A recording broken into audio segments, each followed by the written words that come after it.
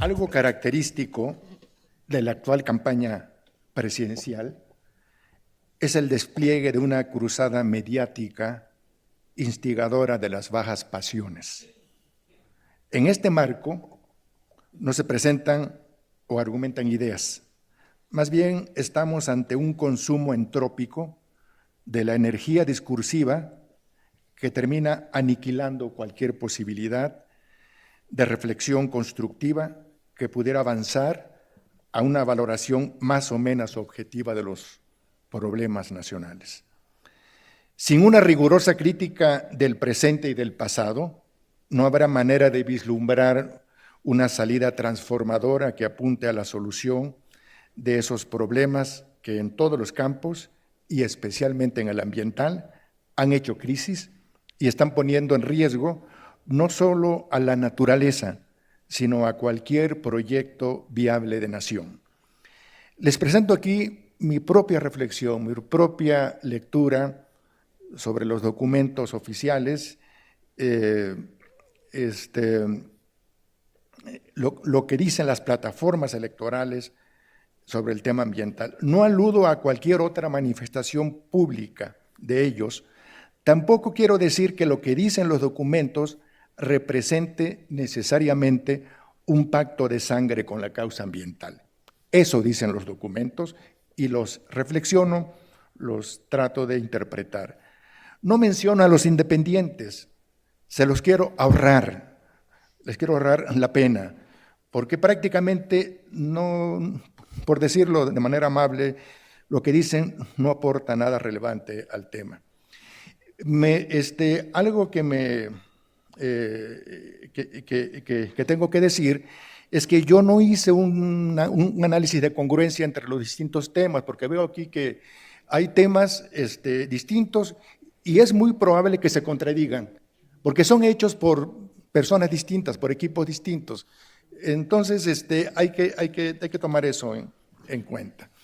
En el tema ambiental, algunos de los candidatos, cuando se refieren al desarrollo sustentable, oscilan en incluirlo o bien como una cuestión decorativa que hay que mencionar para jalar a uno que otro elector, o lo convocan como una especie de salvación.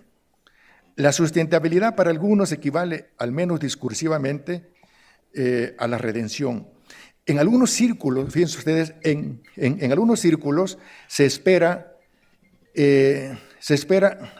la llegada de la sustentabilidad como la del Mesías.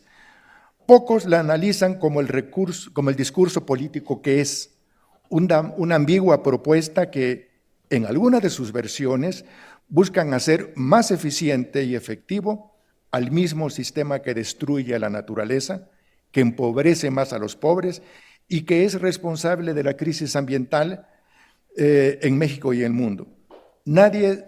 Pocos se han puesto a pensar que lo que tenemos que hacer sustentable es a la naturaleza, no al sistema que la destruye. Las propuestas de los candidatos López Obrador, Anaya y Meade, contenidas en las plataformas, tienen algo en común, sin que ello signifique gran cosa. Proponen, no podrían no hacerlo, el desarrollo económico, el combate a la pobreza y la sostenibilidad. Sostenibilidad, sustentabilidad, sostenibilidad es una palabra muy ambigua y yo creo que la usan más muchos la usan más en el sentido de la economía ortodoxa, sostenible, crecimiento económico sostenible, que se sostenga el crecimiento económico. No tiene mucho que ver con la naturaleza. Casi todos recurren a un discurso y términos vacuos, repetitivos y por lo general frívolo. No se parece captar en la mayoría, no se parece captar y entender el significado real de las dos grandes crisis de México y el mundo, la económica y la ambiental. Mucho menos el profundo significado de las deudas económicas y de la deuda ecológica para la viabilidad de la nación. Por ejemplo, cuando vemos las 10 líneas de acción del candidato Anaya o las 16 propuestas para el desarrollo sostenible del candidato Meade, en ninguna aclaran qué quieren decir con el crecimiento económico, la pobreza, con sostenibilidad en su relación con lo ambiental. Sobre estos términos vacíos se proponen propuestas vacías, casi todas ellas implementadas en el pasado y en el presente. Por ejemplo, refiriéndose a una de las que considera como causas transversales, el candidato Mead dice algo, bueno, así lo dice: el crecimiento económico y el desarrollo debe ser sostenibles, aprovechando pero no abusando ni destruyendo nuestro patrimonio natural. Cada una de estas palabritas o la frase en su conjunto puede tener muchas lecturas, pero lo que predomina es el vacío. O sea, yo podría argumentar qué pudiera significar cada una de estas. No creo que haga falta. Veamos pues qué es lo sostenible de las 10 y las 16 propuestas de acción de estos dos candidatos contenidas en las plataformas. Voy a poner ejemplo. Dice: mayor productividad para ser competitivos, generar riqueza y combatir la pobreza. Sobre esto podemos decir que una mayor productividad, una mayor capacidad para generar riqueza en una sociedad, si no se cambian las reglas de la distribución del poder, si no se empodera a la sociedad, entre otros a los ciudadanos que viven en pobreza o marginación, se hará más ricos a los ricos y más pobres a los pobres. Por ello, la solución transgénica al hambre y a la pobreza es una ilusión cuando no un simple engaño. Veamos el caso del problema energético. Este caso es muy sintomático. Estos candidatos, Anaya y Mead, quieren parecer ambientalistas y de alguna manera lo logran, pero con el modelo del Partido Verde. Señalan, por ejemplo, que hay que impulsar las energías renovables, pero no hay que impulsar a ciegas e indiscriminadamente la energía renovable. Cada solución, cada renovable, posee sus lados positivos y negativos. Algunos tienen efectos perversos, por ejemplo, sobre los que hay que reflexionar. Por ejemplo, si nosotros promovemos los biocombustibles, que son renovables, tenemos que tener conciencia que podemos crear serios problemas en la agricultura, en la alimentación y provocar escasez y encarecimiento de alimentos. Si dedicamos las tierras agrícolas para producir biodiesel con la yatrofa, la palma aceitera o la caña de azúcar, estamos dejando de utilizar las tierras para producir cereales y alimentos para los humanos y estamos dedicando estas tierras para producir alimentos para los automóviles. Sus efectos perversos son la ruptura de los equilibrios ecosistémicos. Por ejemplo, aumentan las ratas, disminuyen las serpientes, que de otra manera se comerían a las ratas, y sobreviene una especie de barbarie ecosistémica. Por otra parte, se produce escasez de cereales y alimentos, se elevan los precios de estos, la gente padece hambre, generando revuelta social. Eso respecto a estos renovables. La energía eólica, sin duda, debe ser impulsada en México y el mundo, y es una buena alternativa. No obstante, debe respetarse el interés nacional, el de las comunidades, y generar algún beneficio a las localidades y las personas que allí habitan. En el programa del candidato López Obrador se advierte que ha habido una expansión desmesurada y poca atención a los impactos en las comunidades locales donde hay parques eólicos, especialmente en el Istmo de Tehuantepec, por lo que en casos determinados se propone cambiar el paradigma y la tecnología de generación eólica a una microeólica con una escala que no daña al medio ambiente ni afecta la vida de las comunidades, además de acciones consensuadas con las comunidades y el respeto hacia ellos y sus territorios. Lo mismo puede decirse de la energía hidroeléctrica, optar por pequeñas hidroeléctricas con todas las consideraciones anteriores. Fíjense ustedes que en Cuba, como una respuesta a los constantes huracanes y al constante daño a las plantas eléctricas, se decidió crear pequeñas plantas que son menos vulnerables. Es una forma de enfrentar los huracanes, en el sentido de que las grandes plantas eléctricas son más vulnerables. Una propuesta ambiental verdadera, este es mi punto de vista, tiene que partir del principio de que la naturaleza y sus ecosistemas son la condición y fuente última de toda forma de vida humana y no humana. Por tanto, cualquier proyecto de nación para ser viable tiene que contar con una naturaleza sana, biodiversa, en equilibrio con ella misma y con nosotros los humanos, para poder proveernos los recursos que nosotros necesitamos al tiempo que se reproduce. Fíjense ustedes en esto. Si nosotros queremos ejercer un derecho, por ejemplo, a tener alimentos, tenemos que proteger a la naturaleza para que produzca los recursos y las materias primas. Pero les voy a poner otro caso específico, otro caso concreto de algo que está muy en los medios. Si queremos ejercer el tan anunciado derecho humano al agua, primero tenemos que tener agua y proteger a los ecosistemas que producen agua. De nada sirve tener el derecho si no tenemos agua.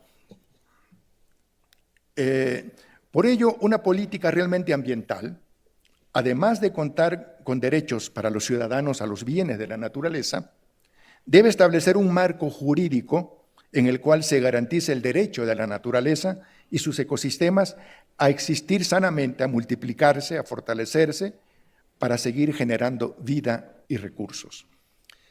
La mayor parte de los candidatos que separan los problemas ambientales de la desigualdad y la democracia se movilizan subliminalmente la posibilidad de convertirnos en uno de los grandes ganadores de la globalización. Y sobre todo, se construye un imaginario social en el que sí se puede tener un Bill Gates, un Jeff Bezos, un Steve Jobs, puesto que ya tuvimos a uno de los hombres más ricos del mundo. Cada uno de estos gurús del mundo moderno equivale a tener 400,000 esclavos trabajando para ellos, o a convertir a escala global, cosa que ocurre, convertir a escala global a todos los ciudadanos del mundo en consumidores de sus productos y a la naturaleza en una febril maquinaria para producir materias primas y fuerza de trabajo baratas. Una lista de Forbes de hace años da cuenta dramáticamente del sistema desigual sobre el que se montan algunos de los ganadores del periodo global, sobre todo aquellos que han surgido en los países de capitalismo salvaje. Los 10 hombres más ricos de Rusia poseen en conjunto 160,000 millones de dólares. En México, los 10 hombres más ricos poseen cerca de 130,000 millones de dólares. Los 10 hombres más ricos del Reino Unido en total poseen 50,000 millones de dólares. En México, según las conservadoras cifras oficiales del 2018, que son muy cuestionadas por todos los expertos aquí del colegio sobre todo, el 53.4% de la población vive en condición de pobreza, según el Coneval 2018. ¿Alguna relación debe haber en esta fábrica de ricos y pobres en países de capitalismo salvaje y en las democracias más avanzadas? El contenido ambiental del proyecto de Nación de López Obrador se distingue del de las otras dos coaliciones en varios aspectos. Yo creo que los que lo escribieron hacen la diferencia y seguramente lo escribieron algunos de mis colegas de la ecología radical. Tengo en mente a alguien. La línea ambiental de la plataforma electoral de AMLO busca fomentar una nueva manera de percibir, de vivir y de pensar la naturaleza, en la que ésta adquiere una cierta dignidad desde una mirada no puramente utilitaria, que evite su comercialización a ultranza, su despilfarro irresponsable. La crítica que plantean estos documentos se dirige también a un sistema económico que busca la ganancia fácil y rápida, que genera necesidades artificialmente, que invita al consumo por el consumo y que devasta la naturaleza al ponerla al servicio de una economía que no busca como fin último satisfacer las necesidades humanas, sino busca satisfacer las necesidades de la propia economía, es decir, la rentabilidad y la ganancia. En estos planteamientos, la defensa del medio ambiente está mezclada con la defensa y reivindicación de los pobres, la justicia, la democracia y el bienestar. Podemos ver en el proyecto de Nación 2018 una voluntad de darle a la naturaleza un estatuto distinto, una en la cual importa por ella misma, que proteja su despliegue ecosistémico como la fábrica del sistema de la vida que es y fuente última de toda riqueza. La propuesta plantea otorgarle un estatuto jurídico a la naturaleza que trascienda esta relación utilitaria, instrumental con la que vivimos con ella. Algunos de los planteamientos de la plataforma de la coalición que postula López Obrador trata de lograr la conexión y la síntesis de lo ambiental y lo social, así lo expresa.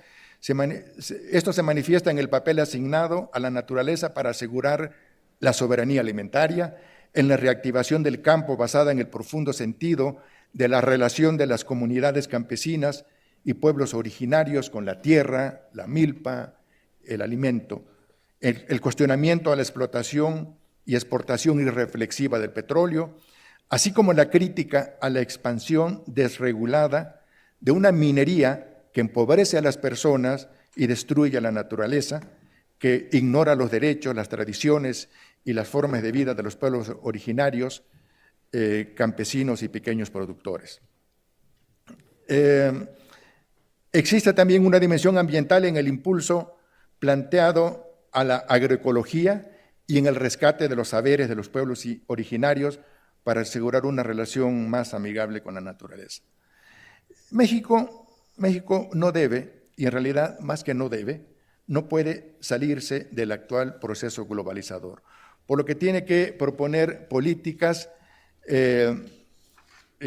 para disminuir para combatir esa posición de perdedor que México posee en este proceso de globalización.